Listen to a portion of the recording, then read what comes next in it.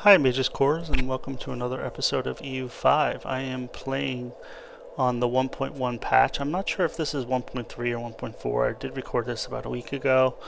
So it might have been on the 1.3 patch. I know they're coming out with 1.5 now. There's a 1.6 patch that's probably going to be released this week.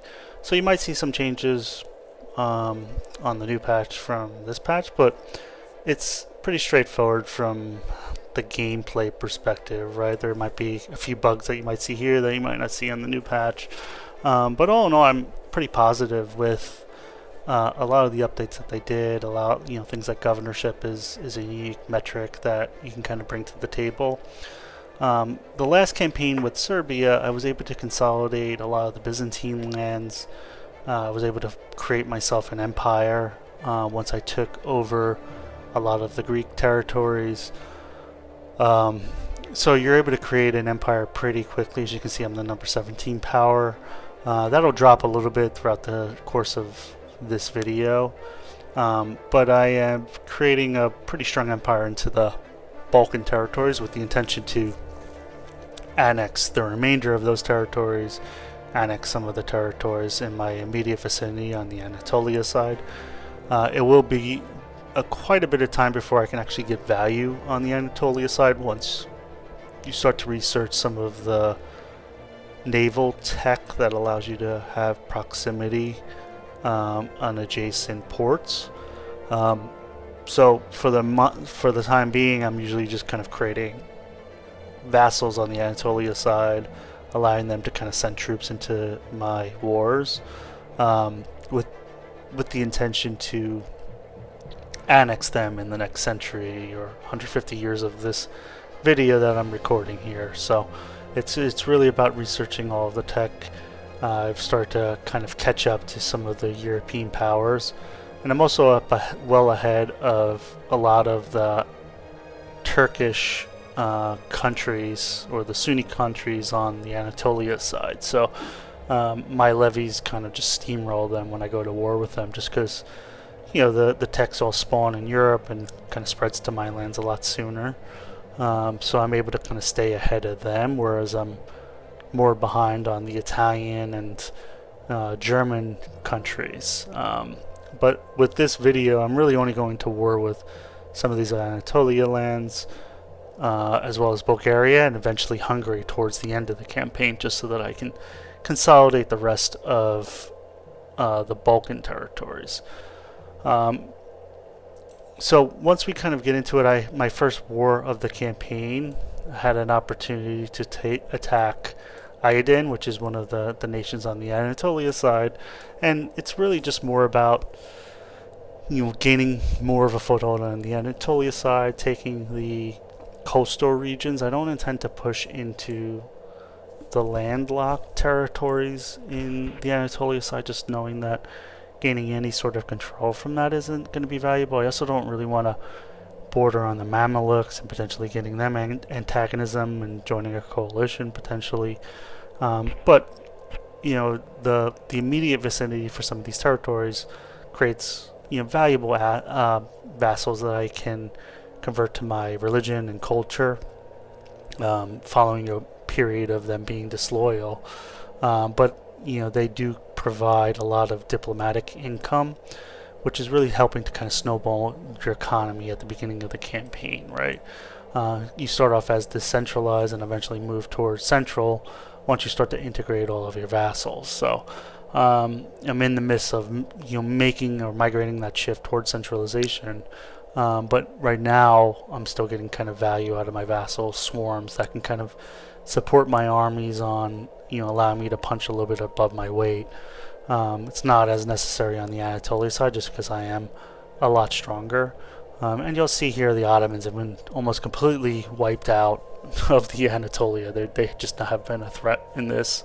I quickly took the Byzantine lands, and without it, I don't think that they have a lot of the events that kind of trigger for them.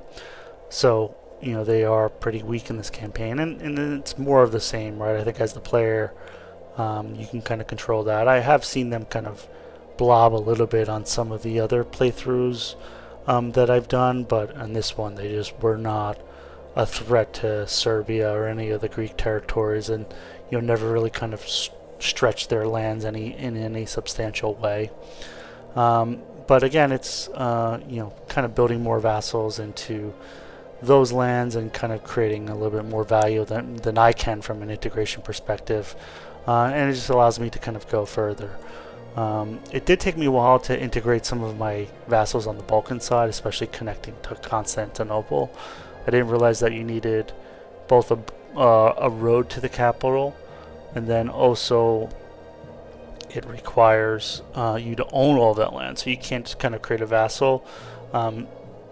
I wish I kind of knew that going into the campaign. So I've eventually annexed all of those vassals that kind of bordered Constantinople and the traditional Serbian territories that I kind of built. I was able to build a city into my old capital in Serbia. So now I'm getting a little bit more valuable land in that territory versus it all being like 15% if it's a town and has a temple and a bridge or something like that, right? In the next age, the age of discovery that spawns in 1437, I decided to go with admin. I know a lot pick the Diplo, but with the mining feature there, I have a lot of silver and gold provinces. I just thought it was going to be the most valuable. I had an opportunity, my rebels in the Albanian territory or area spawned, and then Albania joined that rebellion war. So it was an area to attack Albania, who was a vassal. I think they're a vassal at the start of the campaign of Naples, and Naples is much stronger than I am. So I'm able to take that land out from under Naples without actually attacking Naples. So it was, these rebel wars are a lot of times are areas of great opportunity. I was hoping to siege that down quickly before Naples gets called into the war, and I was able to kind of siege that capital and all of the land, and ultimately create a new subject in Albania that I'll eventually be able to switch over to my culture and create more value. Complacency was a new event, a disaster that spawned, and it took me a while to figure that out. You really have to kind of play with a lot of those buttons, right? Just kind of bring it down, because I think it originally says like you needed to get to below 10%, and then I'm looking at it and it's like at 0.065. You just kind of have to keep clicking those buttons, investigating your lands, and then purge a cabinet member if you get a pop-up that says that they're adding to complacency. So it took a lot longer to end that event than I have, and it does create a lot of nasty events.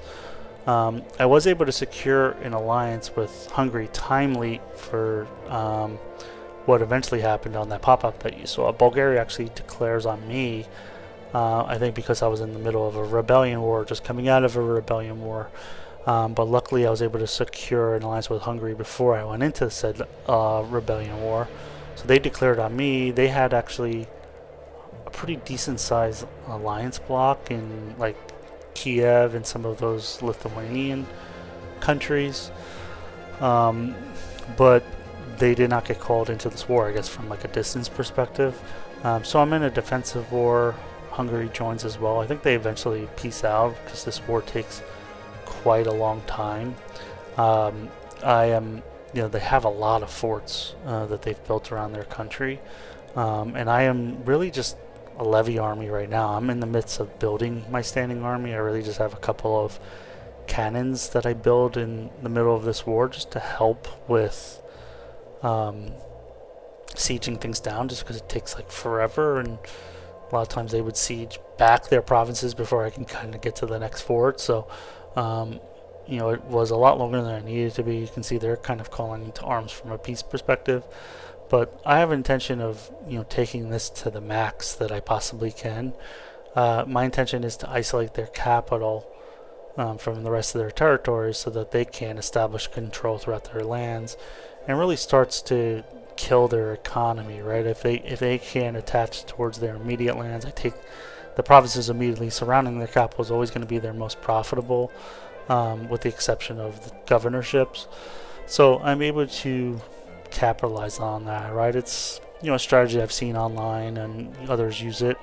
I think with the governorship, it's less effective just because you can kind of build a governorship in other territory that's valuable. But again, it still kind of isolates some of their more valuable land without taking their capital. So it kind of hurts their economy perspective. They're not able to kind of build. As you can see there, I got called into a rebellion war, one of my vassals, and then I think Hungary refused to call to arms to 2 wars. So they're always kind of on a thin line with me, Hungary, in terms of how much they're willing to stay into some of these wars. But because they pieced out, I think I got all of the cash that I took in this war. So it wasn't the worst thing, right? They kind of pieced out of this war, and then I was able to take all of the war score for myself, because it's just myself and my vassals at the time. So I got that done.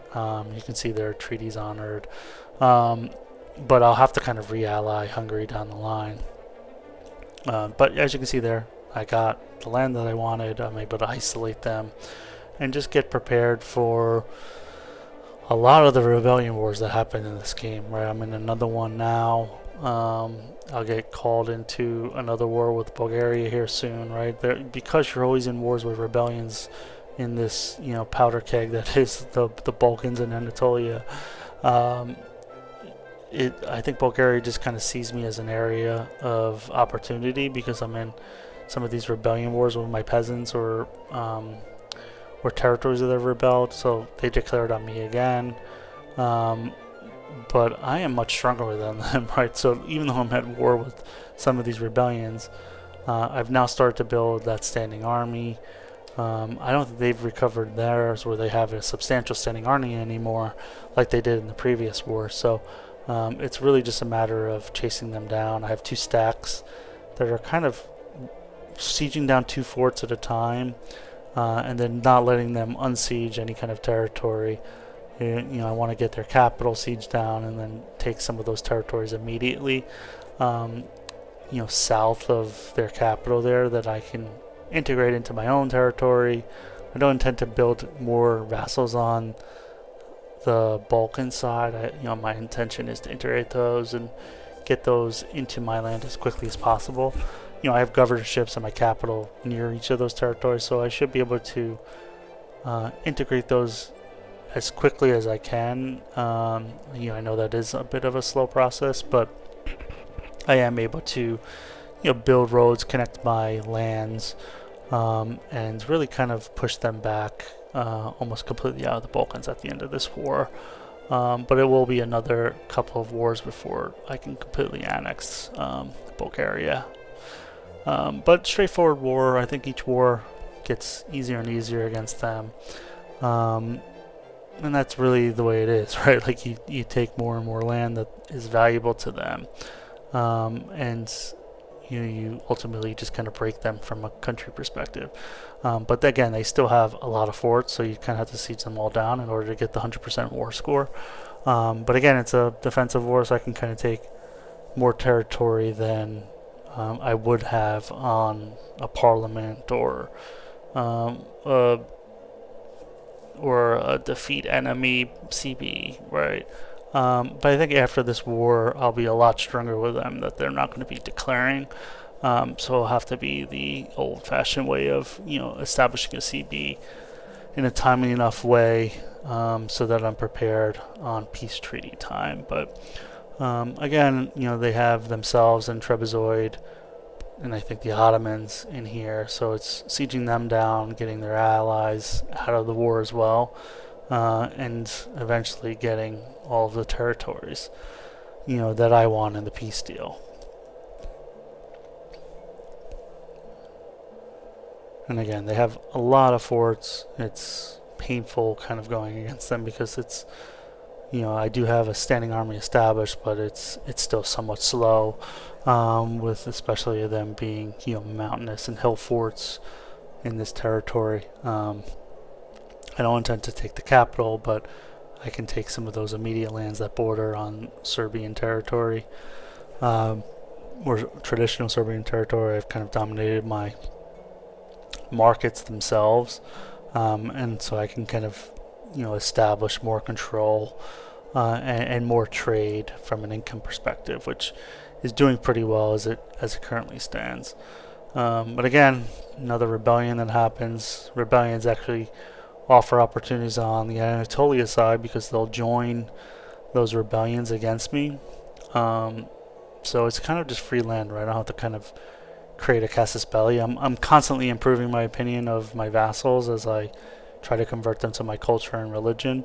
So I don't have a lot of that available diplomats all the time. So it's I'm always going to kind of war into wars with some of these rebellions that are happening, either myself or my vassal territories. But it's, a lot of times these rebellions offer opportunities because Saladin joined, and a couple other nations in the Anatolia side as well. So you kind of make lemonade out of lemons, right? Where you siege them down, you get their territory. My intention was, again, not to take all of it and get too much antagonism from potentially having the Mamluks joining in a coalition war. But if I just take some of the coastline, even though they're not like co-belligerent into this war, but it is a defensive war, so I'm able to kind of take some land and not really be at all of a threat to a coalition, and able to still kind of secure that alliance with Hungary. I actually misspoke before. I think Bulgaria actually declares on me again, because I go into another rebellion where, as you can kind of see right here, they're not willing to be called into arms, and I'm trying to figure out, like, how am I going to go to war with them? Am I able to kind of compete? They do have pretty decent size, like, alliance block, and then, like, Bulgaria just kind of declares on me out of, like, nowhere as I get this huge rebellion on my peasants. And then Bulgaria kind of sees that as me being overly weak, but I just declared on Hungary, or just got an alliance with Hungary, so they kind of come in, and but this rebellion is really not any difficult manner. I think there's a couple of forts that is the hardest part of this, and then it's just a matter of sieging on the Bulgarian territories. So again, it's a lot of times these rebellions actually are fortuitous because Bulgaria sees me as being weak. So I'm hoping that's actually one of the things they kind of patch, because it really doesn't make sense that they're declaring on me when I have a strong alliance. So it doesn't seem like they're like throwing any kind of caution to the wind. And I'm only on like normal AI aggressiveness. I'm not on like over aggressive like it was in the previous patch.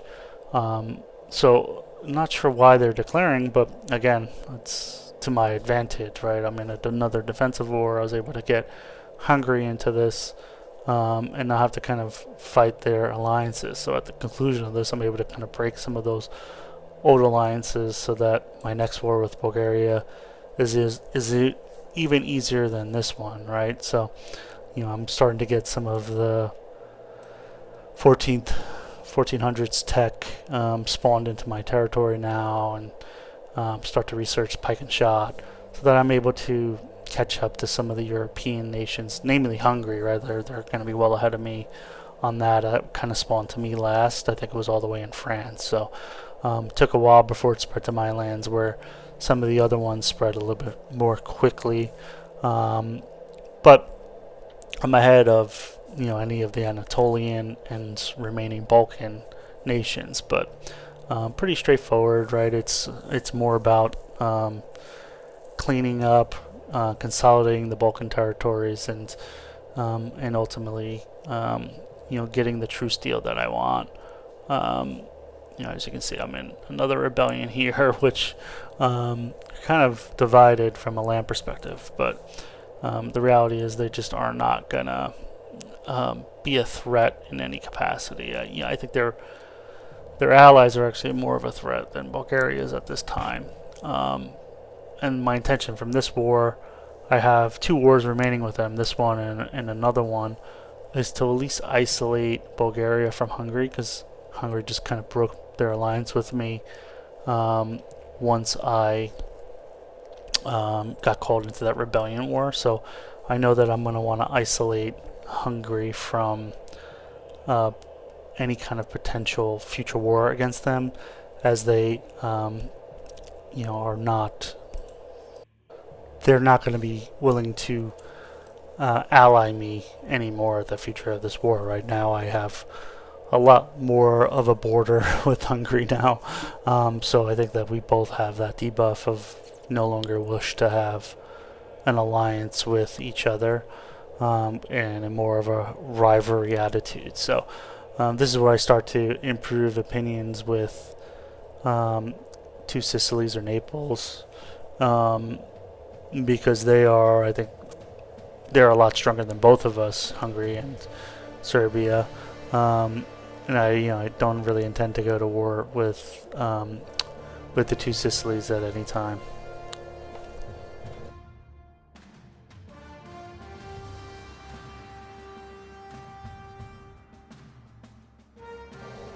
And you can see here, Sicilies are not willing to join this next war against Bulgaria, but we've kind of skipped ahead where we've kind of consolidated the rest of the Balkans.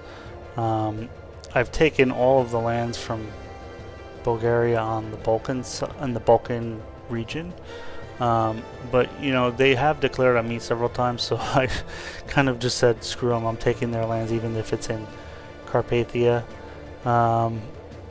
It will take 2 wars against them because it was more territory than I could siege.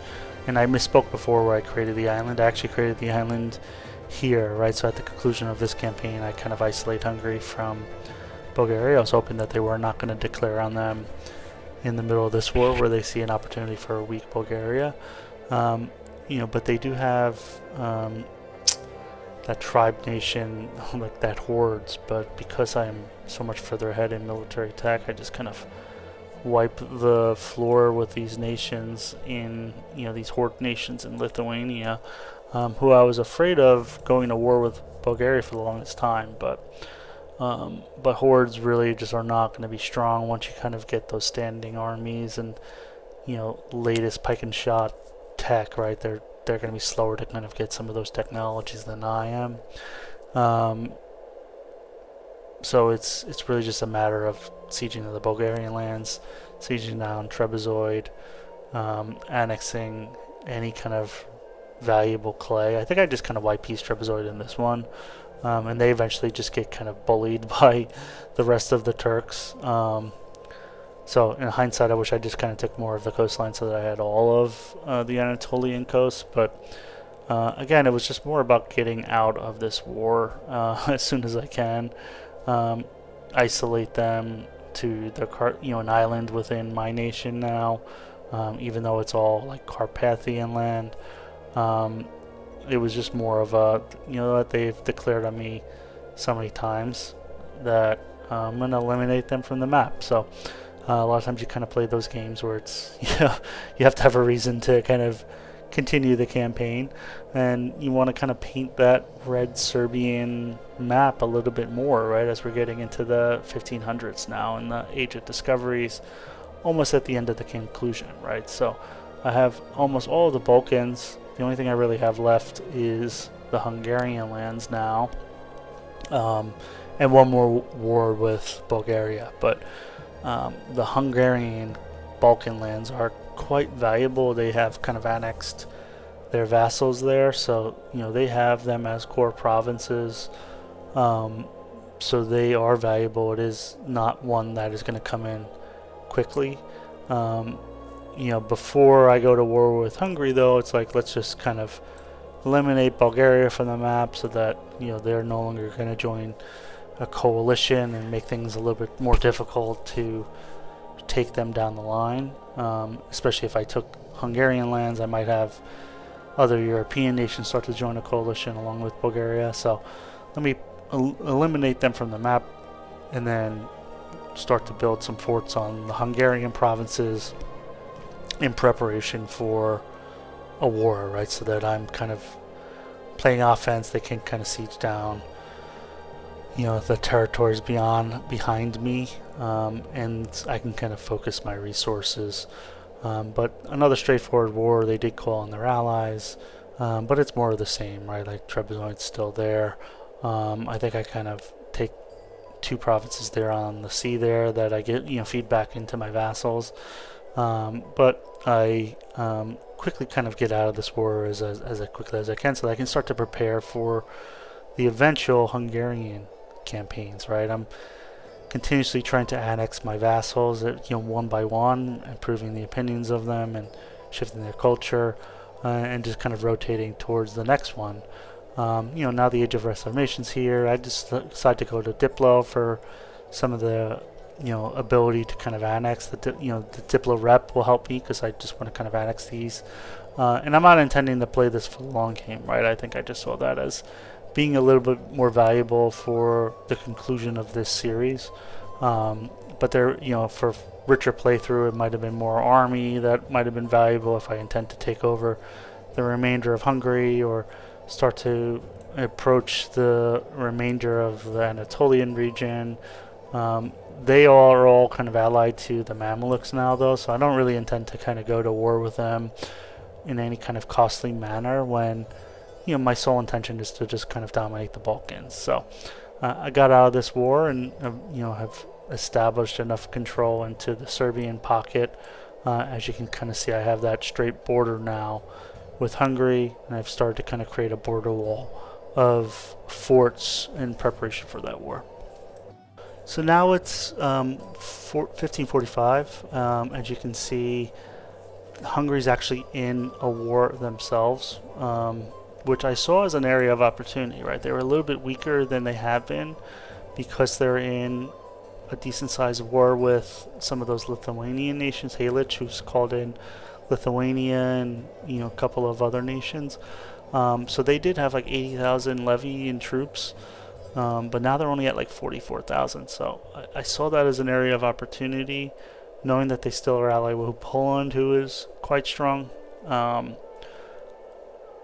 So I saw that with myself and two Sicilies as a great opportunity for me to go to war with them. They are a lot stronger than I thought. I think their standing armies are stronger than mine. I'm not sure how they've made them up from a allocation and unit composition perspective. I have about 32,000 standing army, and then I raise my levies to support them. I really do like the feature where you can kind of call to arms in a location, so those 90,000 levies kind of get called, and just have them as more of the supporting the forts. I usually just kind of like the strategy of let my standing army siege down the forts, use the levies to kind of support if they kind of attack me, and just kind of siege fort by fort and gain coastal land on the Balkan side, right? So I can start to take more of that valuable like Bosnian land and culture. I think I originally had some cores on those lands, and I could have bought them for like 4,000 ducats like 120 years ago when I was allied to Hungary, but I wasn't willing to kind of go into that amount of debt that early in my campaign because it just might have been a death spiral of debt. But if you're in a better financial situation, you do have opportunities to kind of reclaim that land if you ally Hungary. They actually send land down there to Crete, which I'm like, go ahead, I don't know why. Not really valuable land in any stretch, that I've kind of taken from some of those Balkan miners about 40, 50 years ago or so. So divide their army all they want, right? It's easy enough.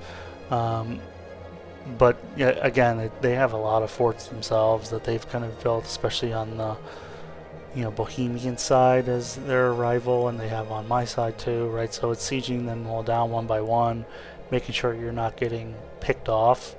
I do kind of get withered down from a vassal and standing army perspective, and eventually just kind of take a couple of provinces, right? I was starting to kind of lose momentum in this war. Poland and Hungary are just pretty strong, so it's just like break that alliance with Poland so that my next war with Hungary is a little bit easier.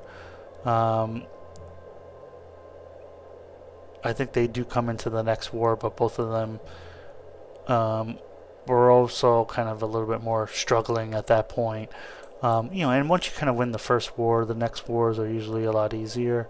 So take those lands, get some more territories on the Adriatic coast, as I start to kind of build more out from my original capital and my governorship there in Serbia. So I'll work to integrate those lands and get ready to prepare for the next phase of the campaign. As you can kind of see, I'm just declared a war on Hungary again. Two Sicilies is willing to join the war again with me. Milan actually comes into this war as well.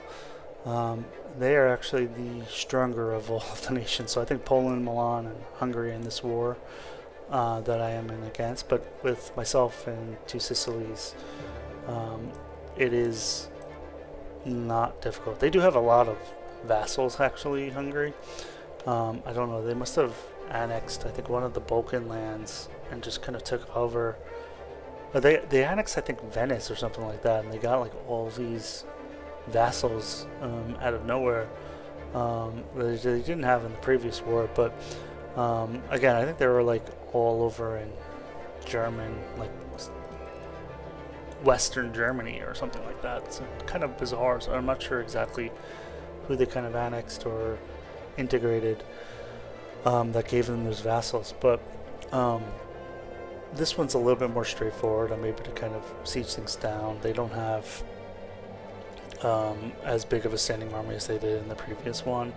And then I've kind of boosted the number of cannons that I have into my army so that I'm able to attack them and siege things down a lot quicker, right? And I only intend to take proper Balkan territory. It's really just about making sure that I'm able to kind of support my stacks and my sieges and don't get caught off guard, because they will kind of snipe behind me. And like I said before, the Milan actually becomes like the war score leader, so I just have intention of like white piecing them out and getting them out of this war. And then eventually I think Hungary starts to get dogpiled on by a number of European powers that kind of smell blood in the water, right? Bohemia declares on them in the coming decades. They get declared on like in 3 separate wars, and really start to kind of break up from a country perspective, right? I think that their economy is struggling a little bit from all the wars they had with me.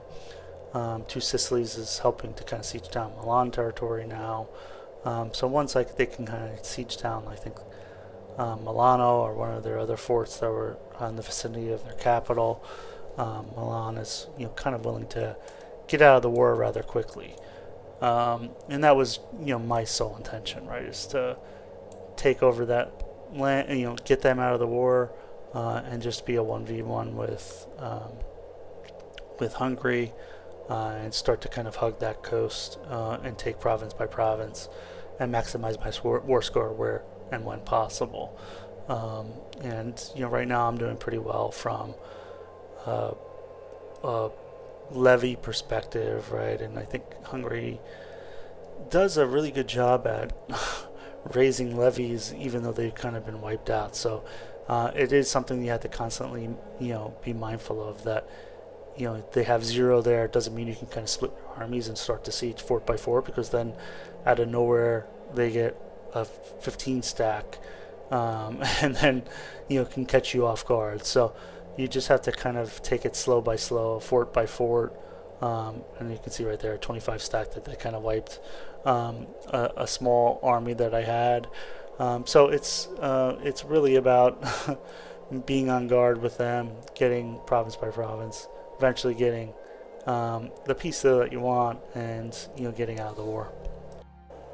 So I've almost gotten to the point where I can block them off from future expansion, but I now have completely hugged the coast on all of the Adriatic, right? So now I can kind of work to integrate those for the next war, right? So we skip ahead to the 1568.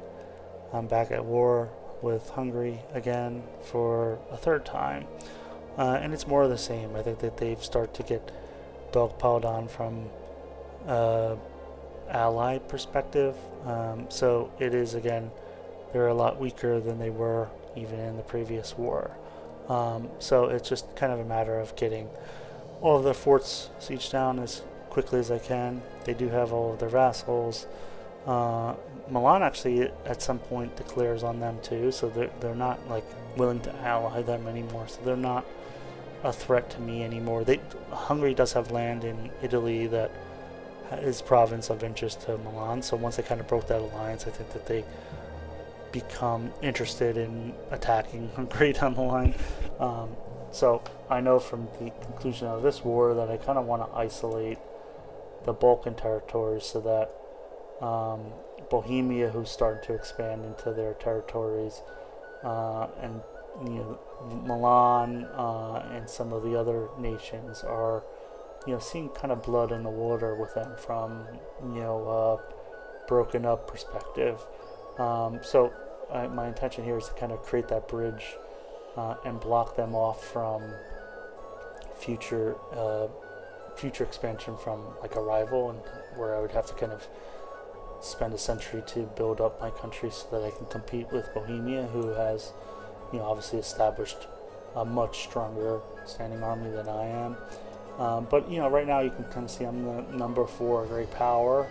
I think the only other nations that are stronger are like Ming or Wu in China, who just has like 200,000 standing army or something absurd like that. So I'm not at any point where I'm going to become a hegemon. It's just like I think Wu is just well above anybody.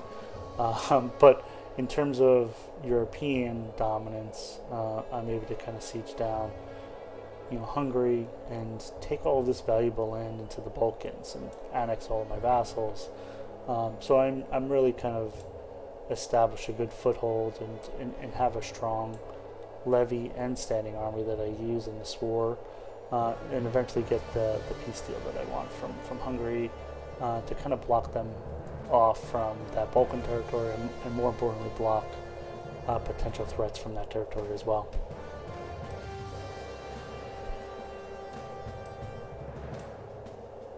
And at the conclusion, I finally siege down all of the forts that they have, most of the forts that they have. Two Sisters is actually sieging down some of their vassals for me as well. But they eventually take a peace deal that I want, which isn't quite 100%, but I know that I want to kind of get the territory that I can, and then do one last war with Hungary, which is I think a province or two away from accept. I actually do accept max war score here, as much as I can, and create that land bridge into my territory. Right, I'm trying to see if I can take any more clay, but it is max war scores. You can kind of see how valuable all that territory is, because it's only a handful of provinces, but that's all I'm able to kind of take. And luck would have it, Hungary is dogpiled again by Bulgaria and Milan, as I mentioned before. They actually break. I've never seen this happen where they release it, but I don't know if they like spawned as like a rebellion because they no longer have access to the land and they just kind of released them, or if it was part of the peace treaty from one of the nations they were at war with. But there was two nations that were released from one of those wars from them. So as you can see, we skipped ahead about 20 years. I was waiting for a peace deal with Hungary to die down, and luck would have it, these nations appeared that I just had to build spy networks on, and then ultimately was able to siege them down. They only had like 1 or 2 forts each, siege everything down pretty quickly, and it didn't require me to go to another war with Hungary and their vassal swarm and potentially any other allies that they can kind of pick up along the way. And at the conclusion of the campaign, I'm able to kind of skip ahead, and I just have one vassal in Balu that's left to annex. But right now everything is kind of dominated by me. All of the Balkan territories are now my territory, right? I have 100% of the land in Balkans, bordering on southern Germany. I have the Bulgarian land in Carpathia, If I were to continue this campaign, I really can kind of just dominate Hungary and take over that land, potentially Carpathia, Moldova, as well as expansions into the Anatolian region. But really, when I set out with this campaign, I really wanted to become a dominant European power, dominate the Balkans, and I had a lot of fun. It was really just kind of learning a lot of the mechanics with the 1.1 patch, and I think they did a really great job at building it. There is a few bugs along the way, and I know that they've made a number of patches and are fixing it. But Serbia is a really fun nation to play. I definitely recommend them. They have a lot of flavor. That event to create an empire at the beginning of the campaign is definitely valuable. And it's just kind of a fun area of the world to play, right? It is the powder keg, and it's where a lot of action is, and you can make a lot of money with trade, with minting. You can kind of expand in a number of ways. You can do what I did and just kind of focus on Bulgaria, and you can also just become like the Byzantine Empire as Serbia if you wanted to, right? But I really kind of wanted to paint the map as wide as I can with red of Serbian, and kind of dominate the Balkan territory, and and have some fun along with it along the way, and learn a little bit of the mechanics on the new patch. So if you like this video, please subscribe. As you can see here, I'm going to the hegemon. Great Woo has kind of dominated everything. But if you like this video, please do subscribe, and it really helps out the channel. I do have a campaign that I'm in the midst of working on, which is a Hormuz to Persia campaign that spans a couple of centuries as well in the new patch. So stay tuned for that one, right? I'm looking at future wars that I can potentially go, but this campaign kind of comes to the conclusion. I think I established my goal. You really can kind of create a fun economic power in the Balkan region here, right? You get pretty strong tax base, you really start to snowball that economy. So highly recommend you guys checking them out, and using this as a guide as to how you can kind of use the newest patch that will hopefully be public in the next week or two. So thanks everyone for watching, and I'll see you in the next one.